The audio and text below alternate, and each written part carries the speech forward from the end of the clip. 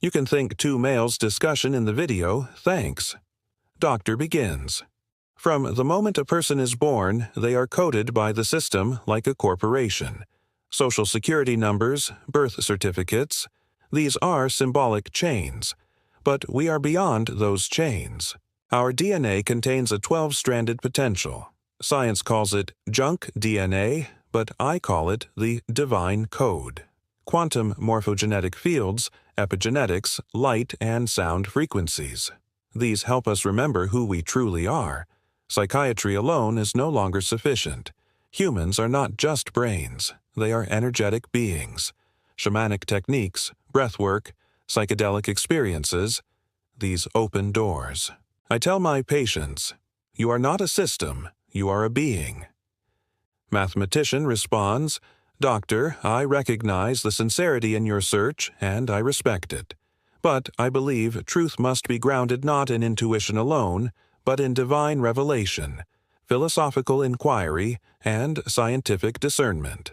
DNA may carry metaphorical significance, but to transcend physical coding, we need revelation, reason, and science, not mystical experiences.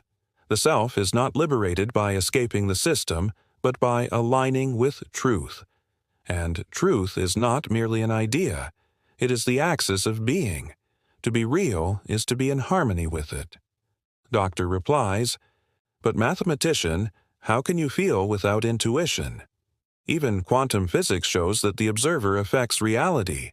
Science is approaching mysticism. I transformed my own traumas through psychedelic therapy. Depression, mania, psychosis, I've lived through them all. And these experiences taught me. Spiritual healing precedes mental healing. Mathematician reflects, experience is important, yes, but it can mislead. One person dreams and believes it's a divine message. Another undergoes a psychedelic trip and claims to have seen the truth. But feelings do not guarantee accuracy. Healing should be the byproduct of truth, not its purpose. If we seek truth only to heal, we reduce it to a tool. But truth is not a tool. It is the goal. Healing is its fruit, not its root. And truth must be fixed and universal. That is only possible through divine revelation, not merely as epistemology, but as ontology. Revelation is not just a source of knowledge. It is the unveiling of being itself. It tells us not only what is true, but what truly is.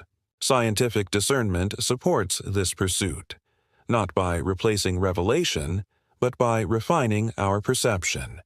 It demands observability, repeatability, and causal coherence. These principles resist the arbitrariness of pure intuition. They protect us from mistaking inner turbulence for cosmic truth. Mathematician turns to the audience. The doctor's approach relies on intuition. But I ask you, if everyone lives by their own intuition, how can truth be preserved? Today, people live driven by algorithms. Their beliefs are shaped by advertisements. Their identities are filtered through social media. They appear alive, but inside they are dead. That is why I call it a zombie society. A population that does not think, does not question, only feels. And truth is not discovered by feeling, but by inquiry, by alignment, by revelation. An audience member speaks. The doctor's approach feels hopeful, but the mathematician's words seem more grounded, which is closer to reality. Doctor replies, reality is felt through experience. People recognize truth as they heal. Mathematician responds, but experience can deceive. Truth is not measured by feelings, but by correctness. If we reduce truth to what we feel, it becomes relative.